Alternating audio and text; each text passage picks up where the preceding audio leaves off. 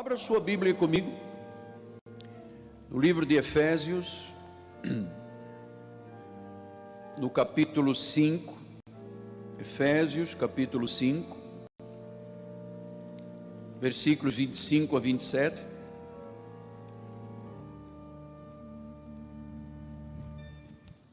Estamos todos? Diz assim o apóstolo São Paulo, Efésios 5, 25 a 27.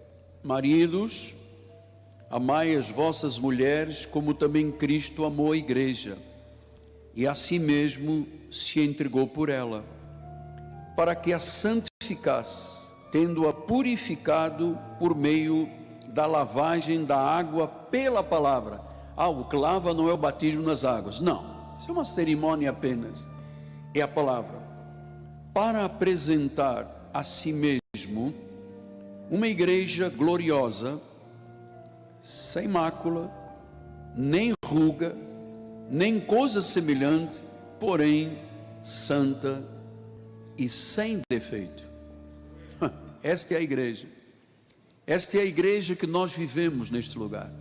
Esta é a igreja que o Senhor levantou para ser o corpo dele nesta terra. Vamos ouvir o Espírito falar. Oremos ao Pai.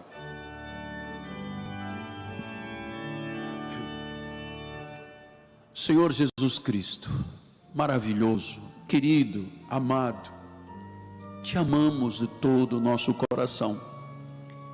E nesta hora, Pai, o nosso coração está sensível. Já te oferecemos louvores, palmas, engrandecemos o teu nome, exaltamos o teu nome. Já te servimos, Deus, com o fruto das sementes que tu tens colocado em nossas vidas. Mas agora, o nosso coração sossega, se aquieta na tua presença, para ouvirmos o teu Espírito falar, a revelação da graça do Senhor, os mistérios que estiveram ocultos dos tempos eternos. Fala-nos, ó Pai. A mim me cumpre revelar a palavra, por isso eu dependo do Senhor. Usa-me, Pai, usa as minhas cordas vocais, a mente, o coração, a minha vida, que eu diminua neste altar, para que Cristo cresça, em nome de Jesus Cristo. E a igreja do Senhor diga amém, amém e amém. Muito obrigado. Meus amados irmãos, minha família, santos preciosos, povo escolhido, povo separado, povo chamado, povo que Deus ama sem que primeiro o tivéssemos amado. Ele nos amou primeiro, não o buscávamos, Ele nos buscou. Meus filhinhos em Cristo Jesus. Amados, nós somos parte da igreja redimida pelo sangue de Jesus Cristo. Nós, como igreja, somos assistidos pelos santos anjos de Deus. Igreja é a posse mais preciosa de Deus nesta terra. É a igreja. Mas você sabe que o povo evangélico, e quando eu digo povo evangélico, não é para ofender, não é para desnudar ninguém, é a realidade.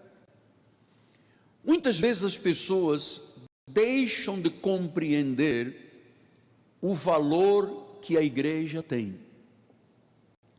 Deixam de compreender.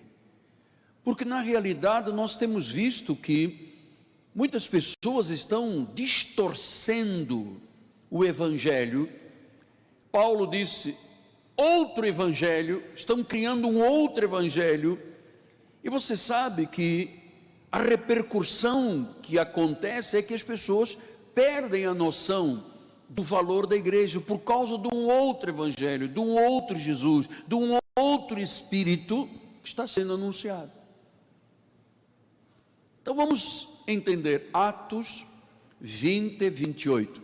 20 é o capítulo, 28 é o versículo. Assim está a Bíblia dividida em livros, capítulos e versículos. Diz assim: atendei por vós e por todo o rebanho sobre o qual o Espírito Santo vos constituiu bispos. Isto é um recado para os pregadores, para os líderes, para os pastores, para os bispos, para os apóstolos. Ele diz: foi Deus que vos constituiu.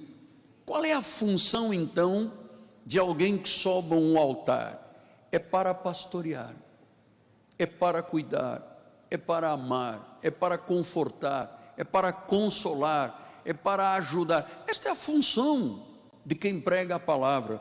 E ele disse: a igreja de Deus, a qual igreja de Deus, diga de Deus, a qual igreja ele comprou com o seu próprio sangue. Então isto significa que a igreja não é minha, não é sua, a igreja é de Deus. Porque a igreja só existe porque ele comprou com o seu próprio sangue. O preço foi pago, foi o sacrifício, foi o seu próprio sangue. Então, o sacrifício de Jesus veio para redimir a igreja dele. E diz em 1 Coríntios 6, 19 e 20: acaso não sabeis que o vosso corpo é santuário do Espírito Santo, que está em vós, o qual tendes da parte de Deus, e que não sois de vós mesmos? Então agora já começa a abrir aqui um leque de conhecimento. A igreja é dele, ele comprou com o seu sangue, ele nos trouxe como igreja. A igreja na realidade não é o templo, não são as paredes, a igreja é a eclésia, somos nós os chamados. E disse que o Espírito Santo passou a morar em nós, e ele disse: agora você não é mais de você mesmo, ou seja, eu não mando na minha vida, não é o que eu quero, não é o que eu desejo, é o que Deus quer e o que Deus deseja para a minha vida. Depois ele diz aqui no versículo 20: fostes comprados por preço. Olha quanto custou a minha vida e a sua vida para chegarmos aqui esta manhã. Fomos comprados por preço.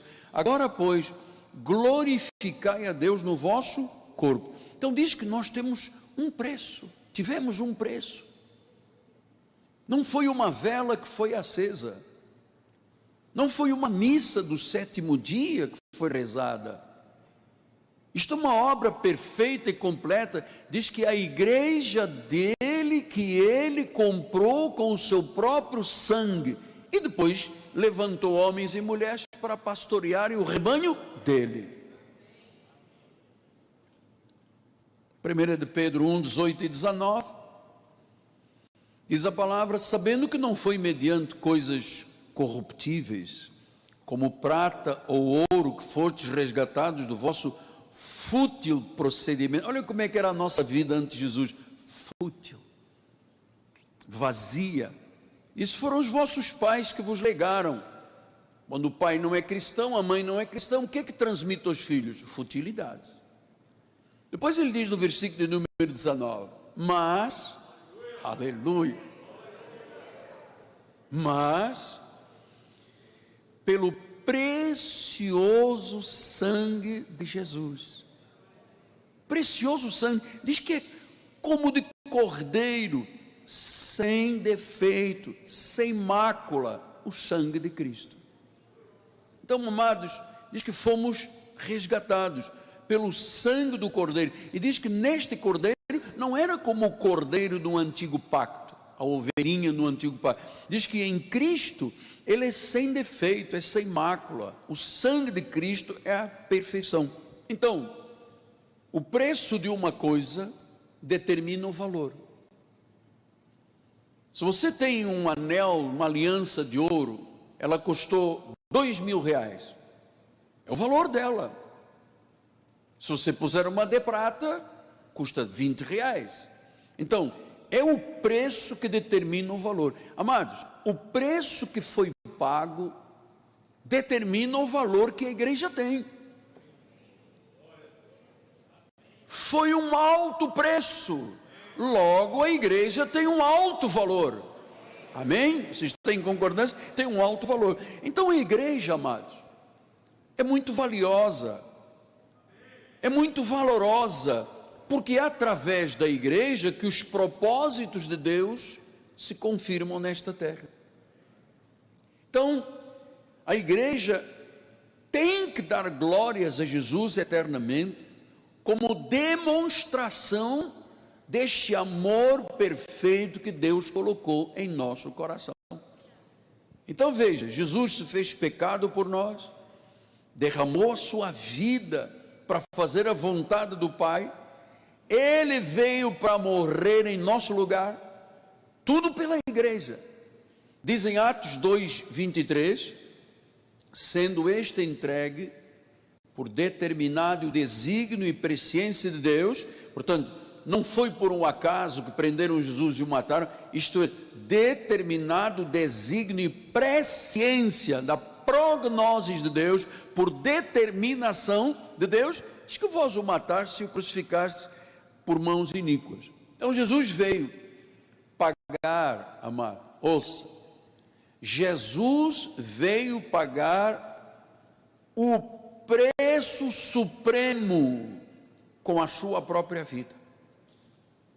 O maior preço jamais pago por qualquer coisa foi a morte e a ressurreição de Jesus. Todas as riquezas da terra, todo o ouro da terra, todos os diamantes, não têm o valor que tem Jesus e a sua igreja. Não tem. Foi o maior preço jamais pago. Ele deu a sua própria vida. Por isso, os redimidos, nós, os crentes em Jesus Cristo, temos um alto valor diante de Deus. O Senhor não olha para nós como seres desprezíveis, vermezinhos de Jacó, pó, gafanhoto. Deus não nos olha assim. Não é que nós sejamos alguma coisa em nossa carne, mas é por aquilo que nos tornamos segundo os propósitos de Deus. É o valor que nós temos. Então Jesus foi a dádiva de Deus pela igreja. A igreja é valorosa, porque para ser igreja houve um alto preço que foi pago. Então, por causa do sentimento que Deus tem para com a igreja, nós temos que aprender esta manhã a valorizar também desta forma a igreja. João 13:1 diz assim a palavra: ora, antes da festa da Páscoa, sabendo Jesus que era chegada a sua hora de passar deste mundo para o Pai, tendo amado os seus que estavam no mundo, amou-os até ao fim. Diz que Deus amou. Eu sei que para muitas pessoas esta palavra amor é uma palavra amarga. Para muita gente, amor tem a ver com vida sexual apenas. Mas na realidade, amor é outra coisa à luz da Bíblia. Então diz que Deus amou e amou até o fim, porque o amor dele é verdadeiro. O amor dele teve um preço, foi o custo da sua vida, o alto preço, o preço maior que se pagou por alguma coisa nesta terra. Então, ele fez tudo isso para quê? Para nos salvar. Então a salvação é na realidade o grande presente que Jesus trouxe às nossas vidas pela sua cruz. Jesus ama a igreja, o seu amor é perfeito, ele ama com amor perfeito, como só Deus pode amar, um amor divino, um amor transcendente, um amor além do nosso entendimento ou compreensão. Este é o amor que Deus tem por mim e por você. Este é o amor que Deus tem com a sua igreja. Não é um amor de que hoje ama, amanhã odeia. É um amor até ao fim. É um amor transcendente. Um amor que vai além da nossa compreensão, porque às vezes eu ponho-me a pensar, por que Deus me quis amar?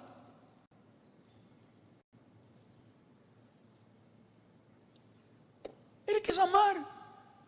Por que Deus quis amar os judeus como nação? Ele quis amar. Não que as pessoas tenham algum valor na sua carne, ou porque vêm de uma descendência familiar, tem um pedigree, não sei de quê. Não, ele quis amar. Mas o amor dele não é como o amor humano, que hoje está amando e abraçando e beijando, e amanhã está acusando diante de um tribunal, diante de um juiz, do Ministério Público, e alguém bate lá um martelo e diz: estão separados. Não é isso. Deus ama até ao fim. Deus ama até ao fim.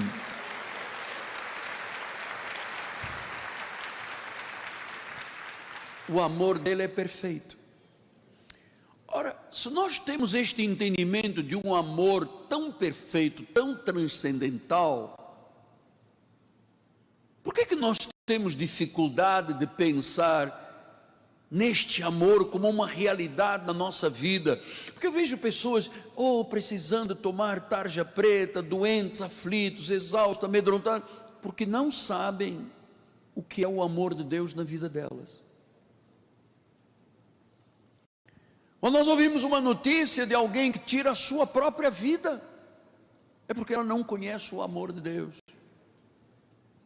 Quando ouvi dizer uma pessoa que diz: eu não gosto de ir à igreja, eu não gosto de ler Bíblia, estudar Bíblia, cantar, bater palmas, servir, é porque você não entende o amor de Deus com a igreja.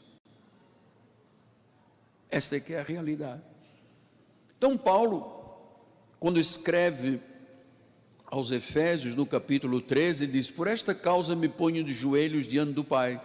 Eu já estive hoje às 3:30 da manhã, estava lá de joelho, de quem toma o nome toda a família, tanto no céu como sobre a terra, para que, segundo a sua riqueza em glória, vos conceda que sejais fortalecidos com poder mediante o seu Espírito no homem interior, e assim habite Cristo em vosso coração pela fé, estando vós arraigados e alicerçados em amor, a fim de poderes compreender, e é isso que nós hoje vamos ter que compreender, com todos os santos, portanto com toda a igreja na face da terra, qual é a largura, qual é o comprimento, qual é a altura, qual é a profundidade deste amor. Como é que é possível uma pessoa se desviar de uma igreja? Desviar, não pode desviar de Deus, mas afastar-se da igreja, porque eu estou zangado com Deus. Quando a Bíblia diz, você tem que compreender a largura, o comprimento, a altura, a profundidade, ser tomado por este amor. Mas é isso que nos faz diferentes das pessoas desta terra. Conhecer o amor de Cristo, ser tomados, diz o versículo 19, conhecer o amor de Cristo, que excede todo o entendimento, é transcendental. O amor de Cristo excede o entendimento, para que sejais tomados. Então quando eu compreendo o valor da igreja, o valor de Cristo, o sacrifício, aí sim eu sou tomado de toda a plenitude de Deus. Toda a plenitude de Deus. É assim que Deus nos ama. É assim que Deus nos ama. Então, para mim, sair da cama de madrugada para me ajoelhar lá no escritório, não tem nenhuma dificuldade, porque eu compreendi como Ele me amou, como Ele me ama. Como é que eu vou me arrastando? Mais um dia. Não, é porque eu entendi a largura, o comprimento, a altura, a profundidade desse amor. E porque eu quero viver isto que nós pregamos, a plenitude de Deus. A plenitude. Não é ter um pouquinho, não é ter um pequeno patuazinho, uma vela de 7 dias, um óleo de Jerusalém, um copo de água do Rio Jordão. Não, é a plenitude de Deus. Diga, plenitude de Deus. Só quando você compreende o amor de Deus. Veja como é que Ele nos ama. Romanos no capítulo 5, 8 a 11. Mas Deus prova o seu próprio amor para conosco, pelo fato de ter Cristo morrido por nós, sendo nós ainda pecadores. Logo, muito mais agora, diga muito mais agora. Então, Deus foi capaz de nos amar quando aí vivíamos seguindo o príncipe das potestades do ar, fazendo a vontade do diabo, andando como um filho da ira. Deus nos amou, e Ele disse que agora, muito mais, agora, logo, muito mais, agora que somos salvos, agora que estamos na igreja, agora que somos parte do corpo, Ele disse, sendo justificados pelo seu sangue, seremos por Ele salvos da ira. Versículo adiante, porque se nós quando inimigos, quando inimigos, sim, quando servíamos ao príncipe das potestades do ar, o Senhor disse, o Senhor é inimigo meu. Quando inimigos, fomos reconciliados com Deus, mediante a morte do seu Filho, muito mais, é a segunda vez, diga muito mais, estando já reconciliados, seremos salvos pela sua vinda, muito mais. Versículo 11, e não apenas isto, mas que também nos gloriamos em Deus, por nosso Senhor Jesus Cristo, por intermédio de que recebemos agora a reconciliação. Então, meus amados, diz que Deus nos amou quando nós éramos ainda pecadores. Deus foi capaz de me amar, Deus foi capaz de te amar. Olha, e você sabe que o nosso testemunho, algumas pessoas que eu conheço, são um testemunho, acidente, estive no hospital, Deus me livrou de uma situação. Mas nós temos aqui irmãos que no passado pulavam o cemitério de noite, amado. Faziam um trabalho de macumbaria, espetavam um punhal em pescoço de boi, chupavam sangue, matavam galinha, faziam trabalhos de... Mãe, temos pessoas aqui que... Mas mesmo assim, Deus já as amava. Acho que não levou em conta o tempo da ignorância, Deus já nos amava. Então, a função da igreja é exatamente esta, é revelar a salvação de Jesus Cristo e o amor de Jesus, porque Ele nos criou a sua própria imagem, Ele pagou o preço supremo pela igreja, seu amor por nós é perfeito, seu amor por nós é perfeito. Eu creio que Jesus deve dizer para todos nós, meu amor, eu te amo eternamente. É isso que Deus está falando, te amo eternamente. Ele não deixará de amar. Pastor, mas se eu errar na vida, pelo amor de Deus, se eu errar, Deus disciplina, Deus corrige e Deus açoita. Mas Ele não apaga o nome do livro da vida, Ele não despreza um pecador. Pastor, mas eu já caí 6 vezes, diz que o justo pode cair até 7 vezes que Deus o levantará. Isso é amor. Deus não dá um kick out, Ele não diz, oh, você não dizimou este mês, fora da minha igreja. Ele não faz isso. Ele nos uniu com um propósito. Seu amor é perfeito. É perfeito. Então, não fique insensível a esta verdade. Por favor, meu filho amado, não fique insensível, não valorize algo deste mundo mais que Jesus e que a sua igreja. Eu sei que às vezes a pessoa sobrecarregada, tantos problemas, tantas más notícias, que ela fica insensível, diz, olha, tanto se me dá como se me foi, ou está na igreja ou não está na igreja, a mesma coisa. Não faça isso. O amor de Deus é tão perfeito pela igreja. A igreja é a posse mais preciosa no universo. Ouça o que o seu amigo, seu pastor, o seu profeta, ele vai dizer agora. devemos ter muito cuidado com a forma como tratamos a igreja. Muito cuidado. Você lembra que Paulo escreve aos Gálatas, esse livro de Gálatas é um livro de alforria, um livro de libertação, o livro que eu mais domino na Bíblia Sagrada, para a glória do Senhor. Mas ele disse aos Gálatas: ó Gálatas insensatos, quem é que vos fascinou, bascainos? Quem é que vos embruxou? Quem é que vos enfeitiçou? Amado, eu vou dizer uma coisa: na nossa cultura atual, muito do que se diz igreja e pregação é um feitiço. As pessoas não sabem onde tem a cabeça, porque o indivíduo que faz, sabe, 10, 12, 15 dias de jejum, não dorme uma semana inteira, não come, paga o preço, às vezes não tem dinheiro para nada, e vai no que não tem, ele oferece à igreja, achando que Deus está atrás do bolso dele. Amado, eu tenho visto coisas desesperadoras, do que o povo de Deus se submete, e às vezes a pessoa pensa que feitiçaria só está na macumba, e às vezes está num lugar que tem uma placa dizendo igreja. Leia o livro de Gálatas, você vai entender o que eu lhe estou dizendo. E eu vou lhe dizer, eu também não sei onde é que eu tinha a cabeça, quando, antes de conhecer a graça, porque eu jejuava, eu pagava o preço, eu fazia vigílias, eu lutava com o diabo, eu acontecia, porque eu não conhecia Deus, não conhecia o amor de Deus, não conhecia a estrutura desse amor perfeito.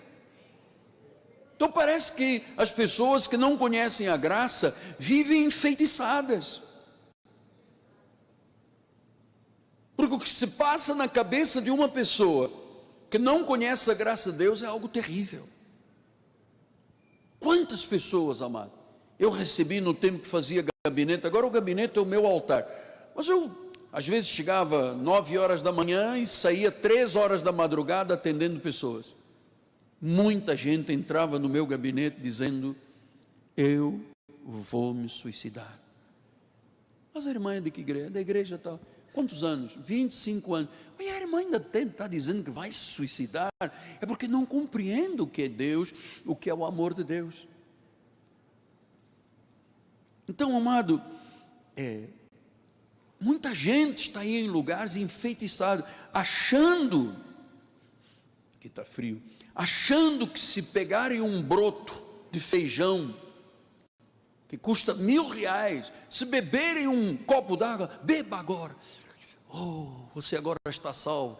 Se pegarem um sabonete ungido, um óleo, isto é feitiço, porque as pessoas acreditam nisso.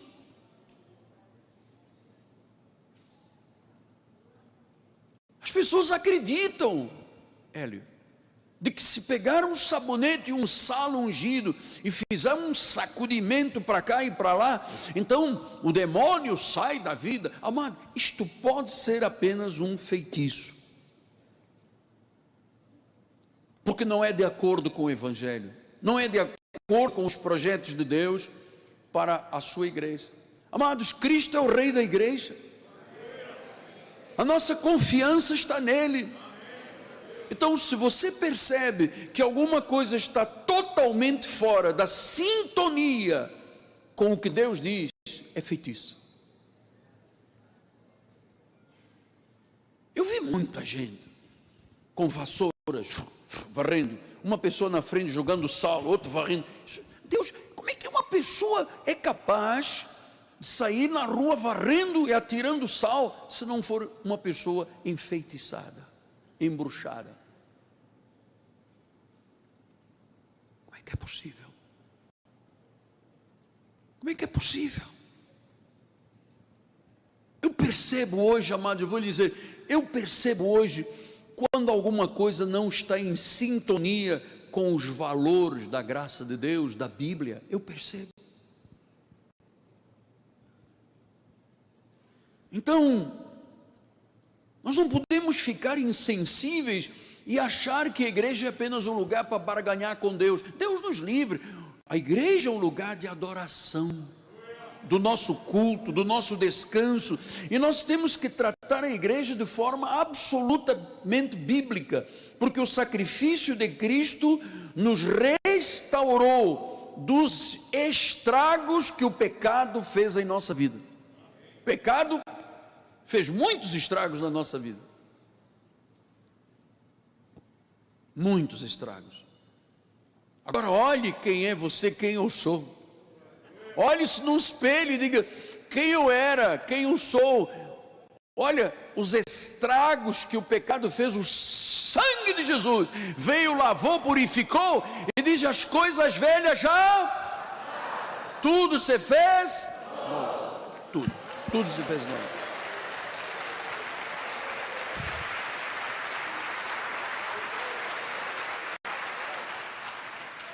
Tudo se fez novo. Diga: tudo se fez novo. E como novas criaturas estamos na igreja, somos parte, não visitamos, somos parte. Agora veja, no Antigo Testamento, Deus amou Israel. Deuteronômio 38:10 disse: achou numa terra deserta e num ermo solitário, povoado de uivos, rodeou e cuidou dele, guardou como a menina dos olhos. Está falando aqui do povo judeu, estava lá no deserto e que Deus o rodeou e Deus cuidou. Eu vou lhe dizer, você tem que ter esta noção que Deus cuida de nós. Deus cuida da nossa vida, Deus cuida da nossa família. Então diz que Deus rodeou aquele povo e cuidou dele, guardou como a menina dos olhos. Em Zacarias 2:8 diz assim: diz o Senhor dos Exércitos, para obter a glória, enviou-me às nações que vos despojaram, porque aquele que tocar em vós, toca na menina do seu olho. Olha só o valor que tem uma ovelha de Jesus. Quem ousar tocar na tua vida, está tocando nos olhos de Jesus, no olho, sabe, é uma coisa irritante. Quando cai um ciscozinho no olho, a pessoa fica irritada. Oh, aquele que tocar em vós, está tocando em Deus. Deus estava dizendo: se alguém tocar no povo de Israel, é como colocar o dedo dentro do meu olho. Porque Deus tem um amor muito especial com o seu povo. Os judeus que foram salvos por nação, eles são oliveira verdadeira. Nós fomos enxertados na oliveira verdadeira, nós éramos oliveira brava. Fomos enxertados, temos os mesmos direitos, temos a bênção de Abraão na nossa vida. Então, Romanos 8:38 e 39, olha o que diz a palavra. Porque eu estou bem certo, diga eu também, de que nem a morte, nem a vida, nem anjos, nem principados, nem as coisas do presente, nem do porvir, nem os poderes, nem a altura, nem profundidade, nem qualquer outra criatura poderá separar-nos do amor de Deus que está em Cristo Jesus nosso Senhor. O que te pode separar desse amor? Nada. Se tocarem na tua vida, estão tocando nos olhos de Deus, na menina dos olhos de Deus, amado. Olha o valor que a igreja tem, olha o valor que a tua vida tem. Então, Deus nos ama como sua igreja. Agora, nós precisamos de aprender a tratar bem a igreja, a valorizar a igreja, a valorizar. Eu não posso simplesmente dizer: não, o dia do Senhor, mas é dia do Senhor, mas paciência. O dia do Senhor é sagrado. Eu não posso vir para a igreja, vamos cuidar dessa área também, de qualquer jeito. Você entraria em juízo, perante um juiz e o Ministério Público de chinelo, havaiana e de shortão? Não. Perante um juiz, não. Você tem uma forma de se vestir para comparecer perante um juiz. Agora aqui nós estamos servindo aquele que é o juiz máximo, que é o nosso advogado. que é o Rei de Reis, que é o Senhor de Senhores. Então eu venho aqui de qualquer jeitão. Não posso amar. Eu tenho que amar a igreja. Eu fui separado por Deus para este amor, e por causa deste amor, diz que nem morte, nem principados, nem demônios, nem criatura alguma nos pode separar do amor de Deus. Por quê? Porque o amor de Deus é infalível.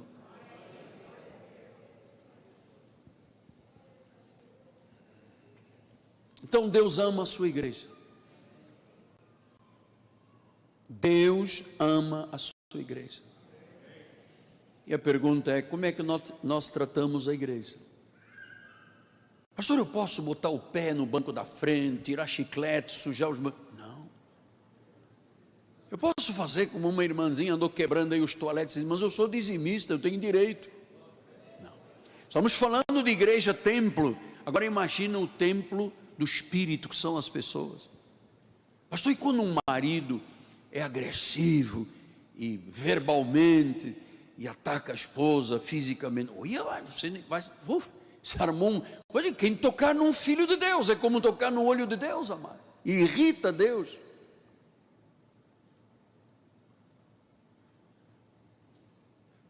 Temos que tratar a igreja, porque a igreja é sem mancha, sem ruído. Igreja somos nós. Igreja é o povo. Então, você sabe que a primeira vez que Deus falou sobre igreja, passamos o velho pacto todo, chegamos ao livro de Mateus, e a igreja é mencionada pela primeira vez. Mateus 16, 18.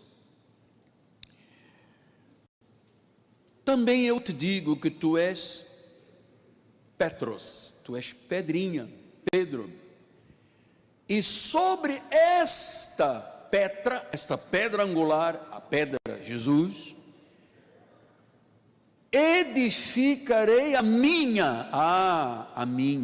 Ele não diz do Miguel Ângelo, do João, do Antônio, da Maria. A minha igreja. Sou eu que a edifico. Pela primeira vez nós vemos a palavra igreja mencionada. Até então não há a palavra igreja. A sinagoga dos judeus. Mas a palavra igreja, na verdadeira acessão da pessoa que nós vivemos, primeira vez. Sim, sobre a minha igreja. As portas do inferno, os poderes infernais não prevalecerão contra a igreja que sou eu e você. Não prevalecerão. Não prevalecerão. Não prevalecerão.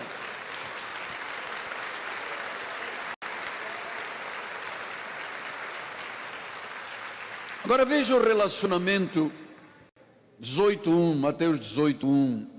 Depois a 4. Naquela hora aproximaram-se Jesus e os discípulos perguntando: quem é porventura o maior no reino dos céus? Jesus, chamando uma criança, colocou-a no meio deles e disse: em verdade vos digo, se não vos converterdes e não vos tornardes como crianças, de modo algum entrareis no reino dos céus. Portanto, aquele que se humilhar como esta criança, esse é o maior no reino dos céus. Aquele que se humilhar. Então, amado, deixa eu agora entrar num terreno muito sensível.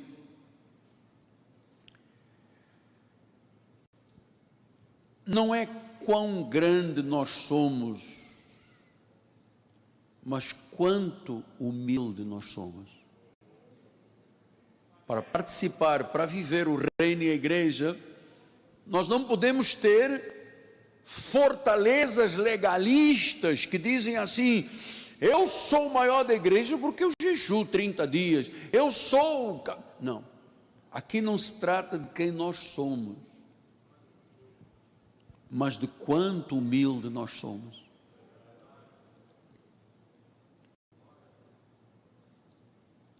O que é ser criança para entrar no reino? Por que ele diz: se você não for igual a uma criança, se você não se humilhar como uma criança, não entra no reino? Então quer dizer que não, orgulho, vaidade, presunção, água benta não faz parte da igreja? Não faz parte da igreja. O soberbo não fica na igreja. Não pode, não, isso não é parte da vida dele. Então diz que se nós não formos humildes como as crianças, por que criança? Criança é dependente do pai e da mãe.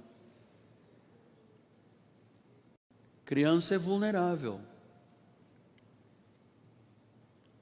Criança é fraca. Uma criança jamais realiza algo sozinha. Uma criança jamais faz uma reivindicação ao pai. Imagina um menino de 5 anos bater o pé e dizer: olha só, se você não me der um game não sei o que, você vai saber quem eu sou. Não tem. Criança reivindicando, exigindo. Crianças são humildes. Crianças são sem maldade.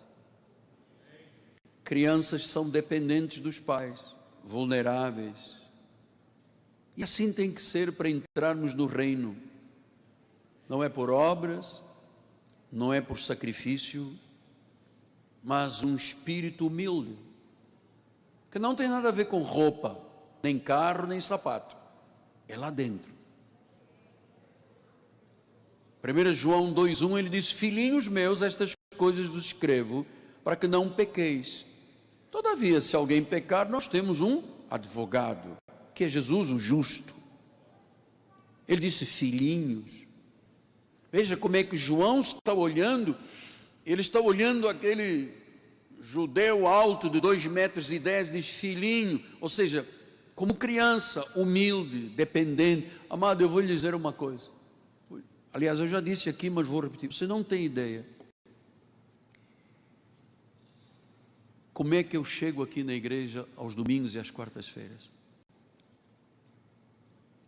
Como é que eu deixo essas escadas para vir para o altar?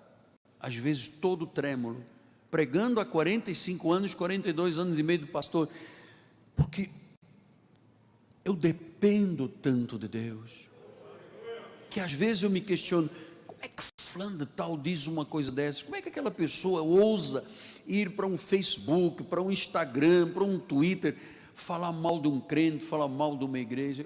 Esta gente não tem noção do que é Deus nem a igreja.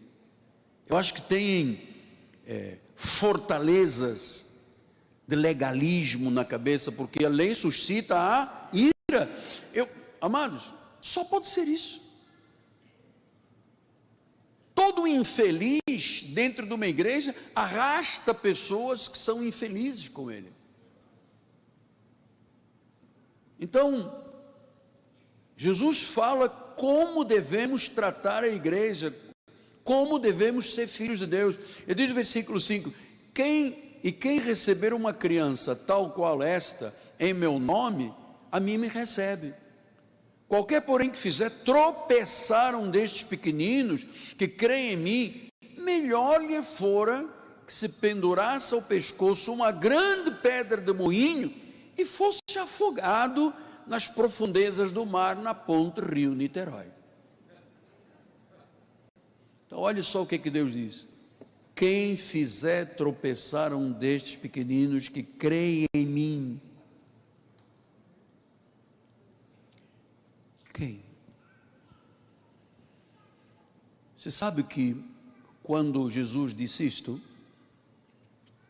os judeus têm muito medo do afogamento, porque na cultura fenícia, os fenícios tinham o costume de amarrar uma pedra e colocar no pescoço com uma corda e jogar a pessoa num barco para fora do barco. Era uma morte muito sofrida, muito sofrida. Agora vem Jesus e diz: se você fizer tropeçar um pequenino, se você levar alguém a pecar, não estamos só falando de fisicamente, de espiritualmente, porque disse no versículo 5, quem me recebe como criança, em meu nome, a mim me recebe. Agora, se você, olha amado, eu ando há muitos anos na obra de Deus. Deus me livre, se eu algum dia fizesse uma ovelhinha tropeçar. Deus me livre. Eu sei o valor que tem um cristão perante Deus. Eu sei o que é o amor de Deus. Eu compreendo isso. Eu não sou aqui um turista na igreja, que vem aqui de vez em quando.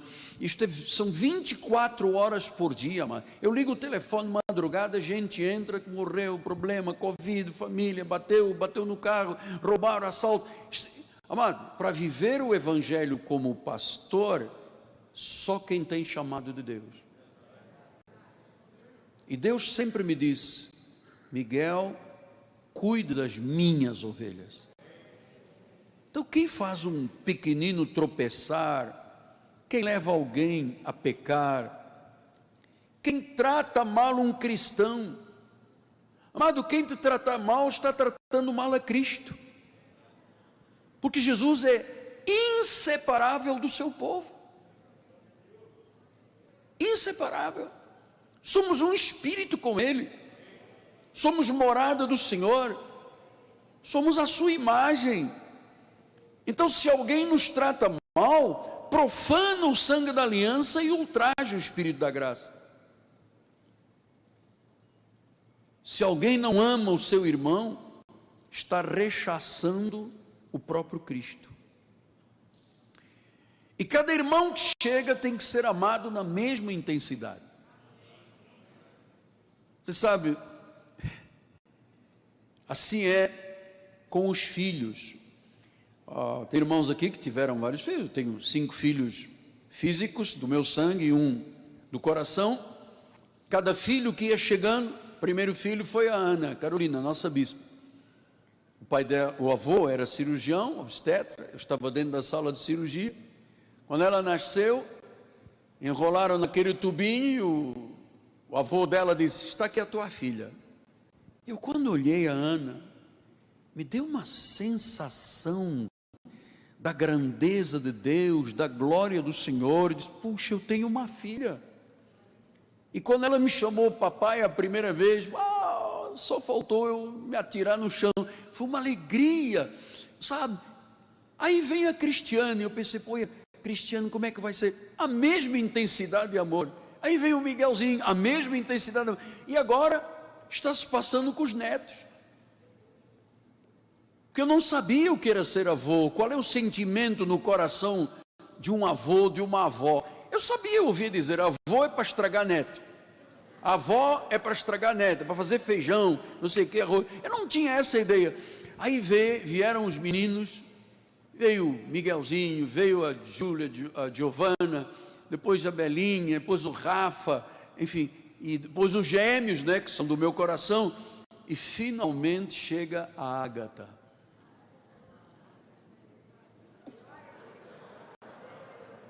É uma paixão tremenda. E às vezes eu penso assim: gente, é o mesmo amor que eu tive pelo primeiro neto, é o amor que eu tive pelo primeiro filho. Então Deus vai acrescentando pessoas à igreja,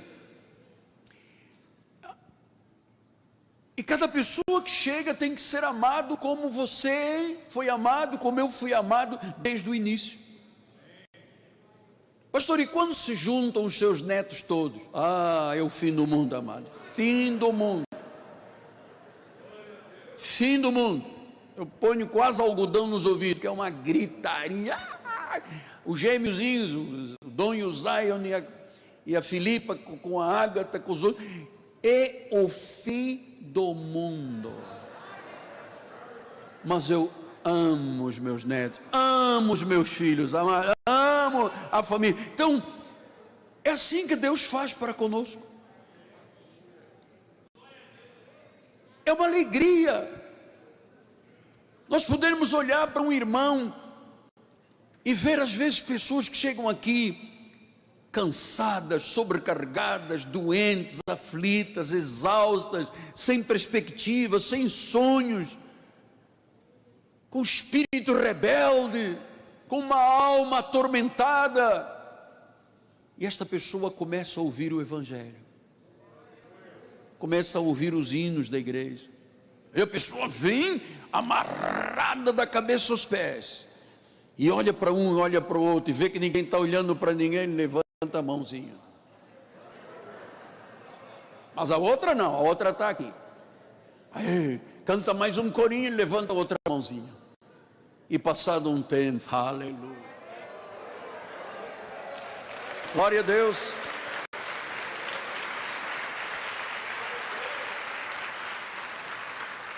É assim que Deus espera que nos comportemos uns com os outros, braços e coração abertos. Eu não sei com esse negócio da pandemia, meu mano, é dramático, porque nós somos uma igreja muito afetiva, porque eu sou um homem de afetos.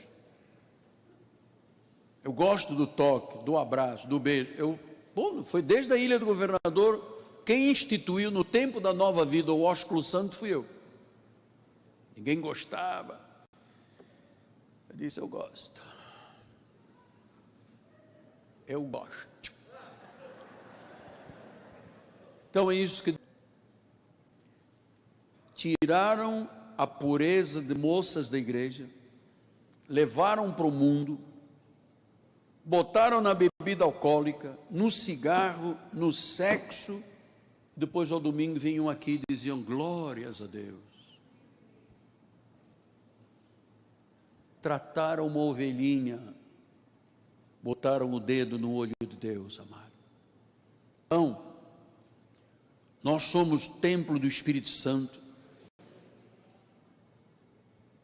Nós não podemos ser como aquele exemplo que Pedro disse, porque isto não é para nós.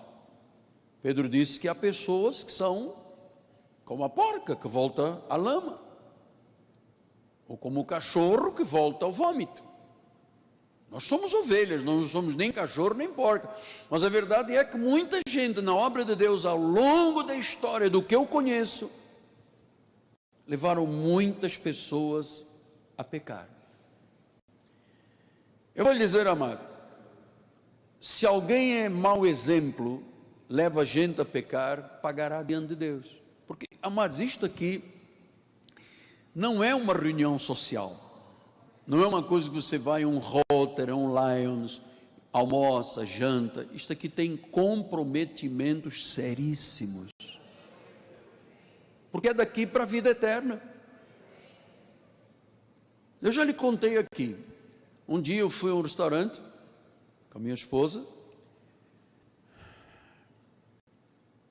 e veio um empregado, os olhos vermelhos, parecia o rio Solimões, Rio Negro e Solimões.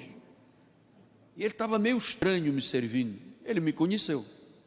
Ele veio com um papelinho e disse assim: o senhor pode orar por mim, porque eu sou desviado, voltei a fumar, a beber e a cheirar cocaína.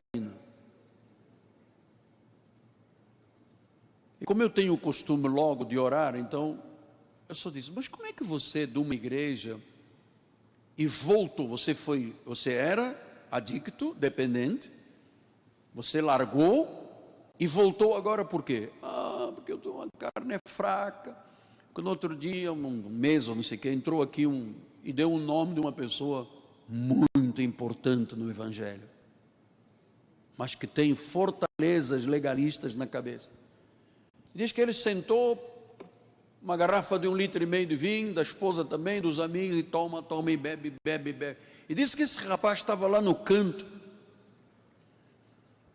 Ele disse assim: se ele pode, eu também posso.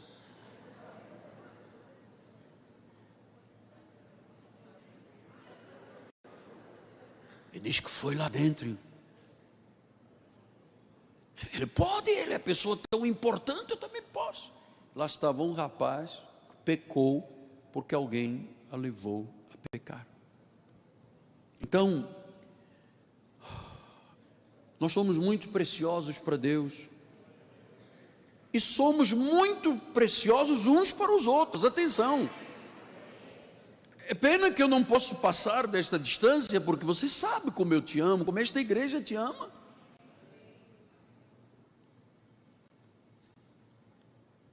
Então nós estamos lidando na igreja com pessoas muito especiais e muito importantes. Nós somos muito preciosos para Deus, nós somos muito preciosos uns para os outros. Então nenhum de nós pode dar desculpa dizendo: eu eu não consigo amar aquele irmão que está lá? Não pode dizer. Quem não ama um irmão é o quê?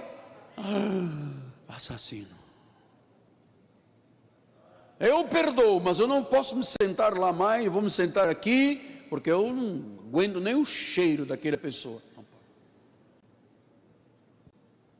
É que vos ameis uns aos outros. Então, pergunte para Deus como é que Deus pode te amar. Você sabe por quê? Porque Ele é perfeitamente santo. E nós éramos perfeitamente pecadores. E Ele nos amou. E Ele quer que nós amemos. Agora, isto é muito importante, porque, amados, nós temos um Brasil, a cada 20 minutos, uma criança de até 14 anos é estuprada. Nós temos um país onde estupros de crianças e adolescentes, a média de cada 100 vítimas é 14 anos. Estou aqui com a pesquisa, você sabe que eu sou um homem de pesquisa, olha aqui. Nos últimos 4 anos, 179.277 crianças de até 14 anos foram estupradas no Brasil. 81% tinha até 14 anos, 86% eram meninas, e 86% dos autores eram conhecidos, um familiar, uma pessoa, tá? Aqui. Pastor, e quem são as principais vítimas no nosso país? Meninos negros são as maiores vítimas. Ouça, como é importante a igreja, ter uma igreja sólida, portas abertas para receber vidas. O Brasil tem 7.000 assassinatos de crianças e adolescentes por ano. 7.000. 35.000 crianças e adolescentes assassinados nos últimos 5 anos. Até 9 anos, 56% eram negras, 33% eram meninas, 40% morreram dentro de casa. Dos 15 aos 19 anos, 90% eram meninos, 80% eram negros. Então quer dizer que por causa da cor, a pessoa é a principal vítima no nosso país? É. E a igreja? A igreja dá sabonete. A igreja dá um salzinho, um óleo vindo de Jerusalém. Passa aqui, tem que ser aqui no cotoquinho aqui. Passou no cotoquinho, resolve tudo. E a igreja dá um sacudimento. E a igreja dá uma velinha ungida. O que vai resolver essas pessoas tão sofridas neste país? Gente, me ajude a divulgar o Evangelho. Nós estamos num momento dramático no nosso país. Precisamos que Jesus seja o Senhor desta pátria. Mateus 18, 7, 8 e 9. Ai do mundo por causa dos escândalos. É inevitável que venham escândalos, mas ai do homem pelo qual vier um escândalo. Portanto, se a tua mão ou o teu pé te faz tropeçar, corta, lança-o fora de ti. Melhor é entrar na vida manco ou aleijado, que tendo 2 mãos ou 2 pés, seja lançado no fogo eterno. Se um dos teus olhos te faz tropeçar, arranca-o, lança-o para fora de ti. Melhor entrar na vida com um só dos teus olhos, do que tendo os 2, seja lançado no fogo do inferno. Versículo 9, se um dos teus olhos te faz tropeçar, arranca-o, porque senão tem fogo do inferno. Você sabe, isto não se diz hoje em dia.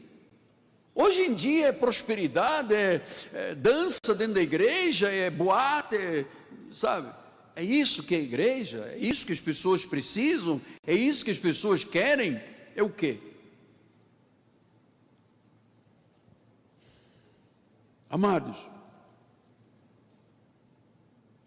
nós já somos ofendidos, tentados, já há tropeços demais na vida, mas eu entendo que quando vem uma acusação, uma ofensa, uma tentação, um engano, um tropeço, se é vindo do mundo, glória a Deus.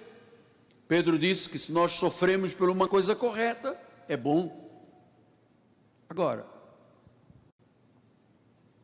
não que venham de dentro das igrejas. Nós não podemos fazer isto uns aos outros. Irmãos, sabem que eu tenho mostrado alguns valores aqui como pastor. Por exemplo, quando um irmão me chama e diz assim: eu briguei com Cisporina e o marido dela, o Godofredo, vou levar na justiça. Amado, eu me arrepio da cabeça aos pés. Porque a Bíblia diz em 1 Coríntios capítulo 6, irmão não leva irmão a tribunal. Não pode. Paulo diz: não há entre vós um juiz sábio que julga as causas da igreja? Como é que vocês vão levar para um tribunal humano?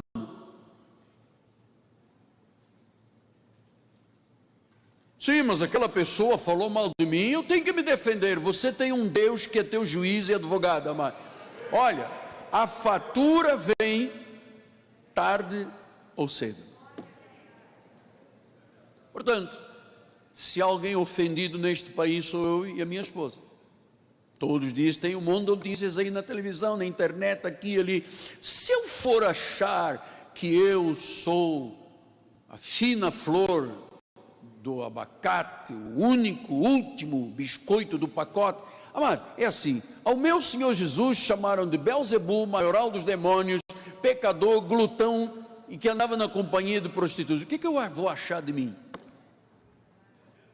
Bom, agora, porque aquele irmão disse que não sei quem escreveu. Amém. Tudo o que o homem semear, acredite nisto, vai colher. Então eu não tenho que fazer justiça com ninguém.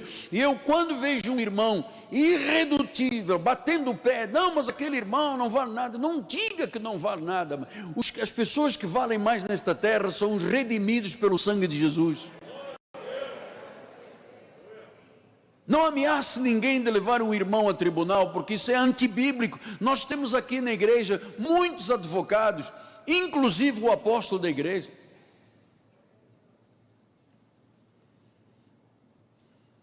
Para julgar um caso entre os crentes. E nós já temos julgado alguns.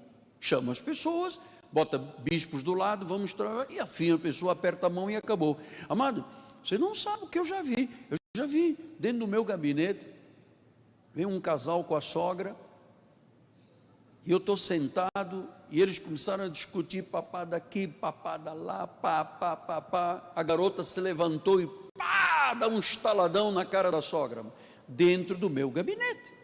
Ora, uma pessoa que dentro do gabinete do anjo da igreja tem coragem de bater na sogra, o que esta pessoa não faz em casa? Será que isto é uma pessoa convertida? Não. Pastor, o que significa então que às vezes o irmão já perdeu algumas coisas para não... Exatamente, porque a minha justiça se chama Jesus. Porque eu amo, independentemente se você me ama ou não, eu te amo. E eternamente, não é um amor pequenininho que vai morrer amanhã de manhã, é eternamente, amado. Sou aqui para dar a vida pelas ovelhas também. Eu vou responder pelo teu sangue diante de Deus. Então, se vier do mundo, Deus julgará. Mas ai do homem que fizer tropeçar um pequenino.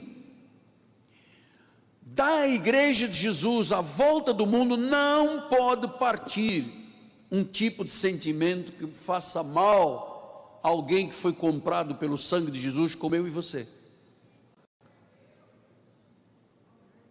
Olha, amado, quem não vive uma vida santa é que leva outros a pecar. Nós temos que lidar nesta igreja com o pecado de modo drástico. Não podemos aceitar na obra de Deus coração maldoso. E cabe-me a mim julgar certas situações.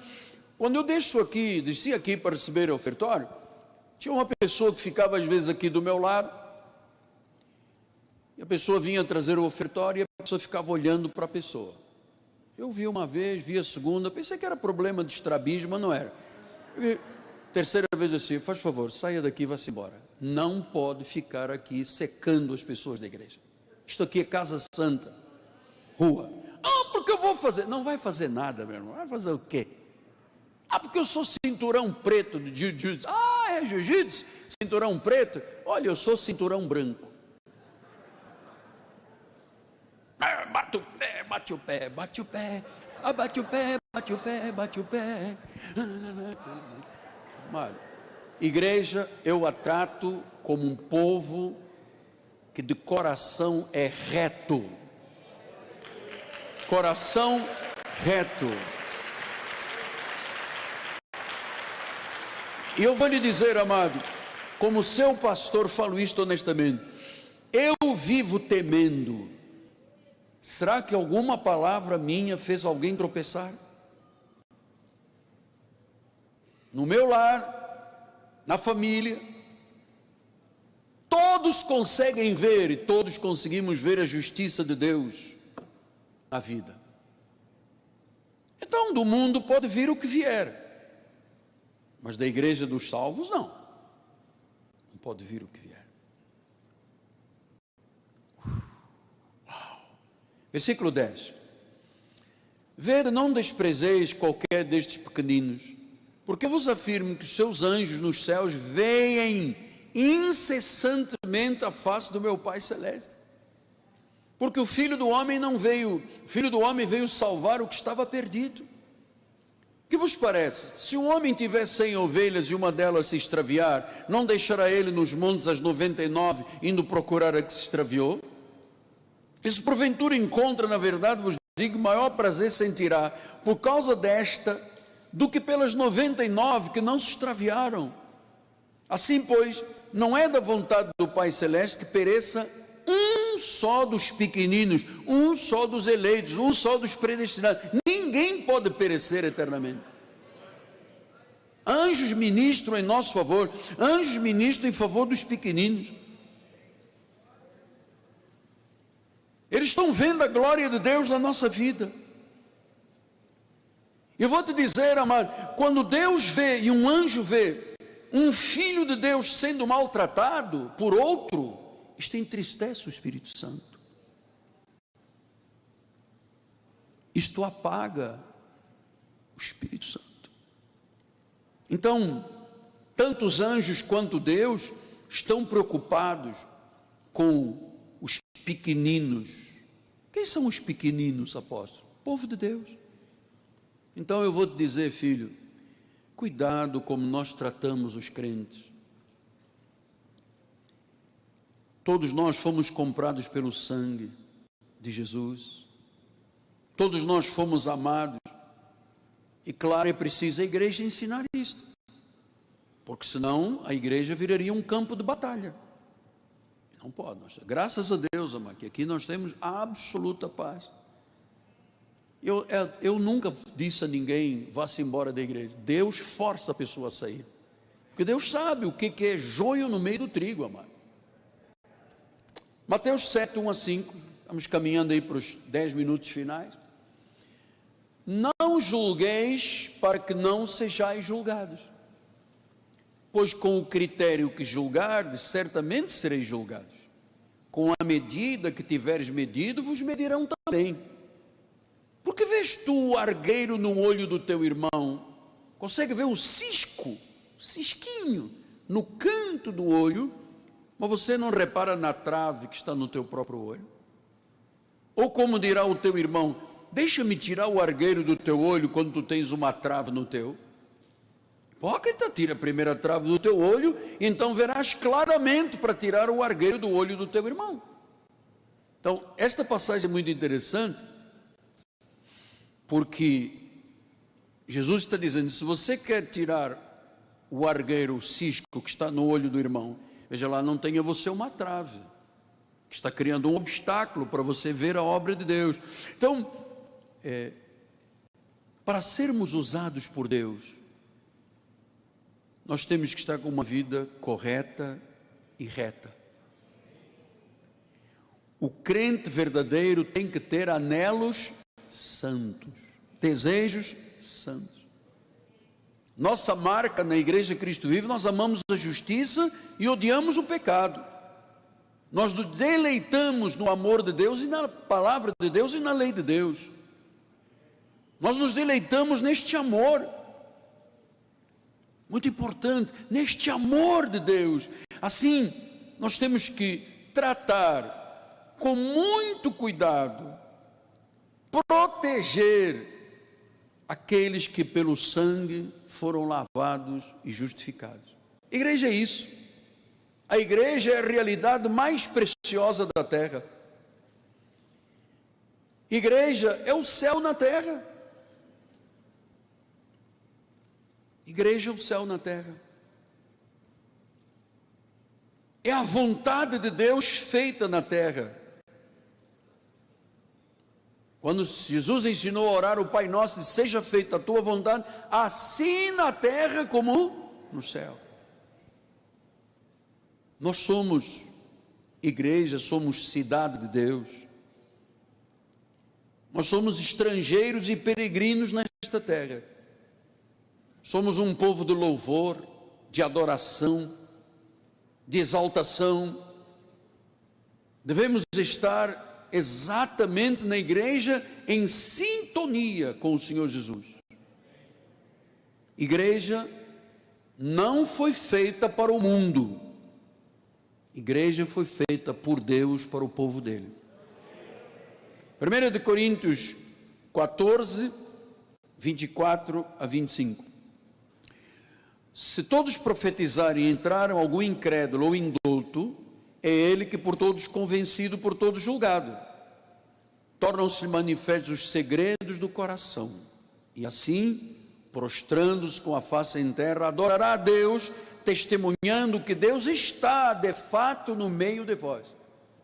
Então Paulo está dizendo: olha, quando uma pessoa entra a primeira vez na igreja, nós temos alguns irmãos que foram trazidos pela mão de Deus, ele tem que ver que realmente Deus está no meio do povo. No meio do povo. Então, meus irmãos, igreja é o céu na terra. Igreja é o redil, é o rebanho, é a lavoura de Deus, é a casa de Deus, é o baluarte da verdade. E eu queria terminar lhe dizendo: a igreja é rocha eterna, é o tabernáculo, é a morada do Altíssimo, é a esposa de Cristo, é a noiva do Senhor. Que privilégio! Que privilégio nós estarmos na igreja trazidos pela mão de Deus,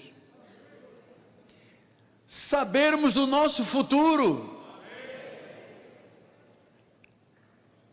A igreja sempre triunfará. A igreja sempre triunfará, porque ela é a coisa mais preciosa da terra, é a igreja de Jesus. Ame a igreja, ame os seus pastores, viva adequadamente, conforme o Espírito Santo ensina. Realmente, a igreja é o grande amor de Deus na terra. Curva a sua cabeça. Senhor Jesus Cristo, a honra, o louvor e a glória te pertencem. O império, a força e a majestade. Que privilégio o Senhor nos dá de termos sido arrancados das garras de Satanás, das trevas, da morte, da condenação, do julgamento, da ira de Deus. Que privilégio estarmos agora nos braços de Deus, na luz de Deus, vivermos e sentirmos esta glória que vem do Senhor, de termos anelos santos, desejos santos, porque amamos a justiça e odiamos o pecado. O nosso prazer está na lei do Senhor e nela meditamos de dia e de noite. Muito obrigado, Pai, porque há tantos anos me deste o privilégio de sair de um lugar de idolatria, de condenação e de morte, para viver na tua casa, para viver na casa do Senhor, para conhecer o significado e o valor da igreja e de cada uma das tuas ovelhinhas. Obrigado, Pai. Se alguém aqui doente por algum sofrimento causado, ó Deus, por outro irmão, Senhor, que haja agora um perdão liberado, que haja agora um perdão liberado. Se alguém, ó Deus, que chegou aqui neste dia, ou está participando à distância, e que tem passado dificuldades, lutas, e não tem encontrado o verdadeiro amor nos irmãos, Senhor, que neste momento seja perdoado. Ou aquele que ofendeu um irmão, ou aquele que levou um irmão a pecar. O diabo é muito sutil. Ele sempre quer arrastar com a sua cauda, não uma pessoa, mas o máximo de número possível, o número maior possível. Assim ele arrastou 1/3 dos anjos dos céus com a sua cauda draconiana. Senhor, faz-nos ser sal e luz, faz-nos ser vidas que dão sabor aos outros, que da nossa boca saia sempre, ó Deus, uma palavra temperada com sal. E Deus, para terminar este momento, ensina-nos a amar a igreja. Ó Deus, 60% do nosso ministério ainda não voltou, ainda estão em casa, ainda estão amarrados ao medo que os meios de comunicação lançaram, preferem acreditar no mundo do que em Deus. Senhor, tem misericórdia, traz de volta aqueles que nos pertencem, Pai. Nós temos bispos que não voltaram mais à igreja, pastores que não voltaram, presbíteros que não voltaram, diáconos que não voltaram. Quando Deus deu uma responsabilidade tão grande, quando impusemos as mãos sobre estas pessoas, há famílias do outro lado acorrentadas, aprisionadas, como se vivessem num exílio, num cativeiro, numa prisão. Estão bebendo o cálice amargo, ó Deus, nas suas vidas, mas Tu és o libertador. E aquela pessoa, Pai, que tem sofrido às vezes dentro da sua casa, e que não sabia que quem ofende um filho de Deus é como colocar o dedo dentro do olho de Deus, irrita Deus. Tem misericórdia, Pai. O mundo precisa dos verdadeiros cristãos, Pai, para que todos vejam, todos saibam, Pai, que a mão de Deus fez isto, Pai. A mão de Deus fez isto.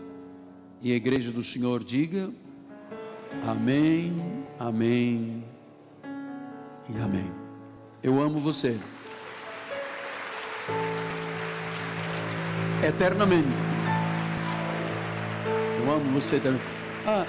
Neste minuto final, deixa eu só mostrar aqui. Eu e a bispa recebemos, você sabe que nós somos membros da Academia Evangélica de Letras. Recebemos este diploma de benemérito, muito lindo. Nossa bispa Margarida esteve ontem na festa, 59 anos da academia. Eu tenho acho que 40 e poucos anos. E ganhamos esta linda medalha da Academia Evangélica de Letras do Brasil, para a glória do Senhor. Filma aqui, por favor.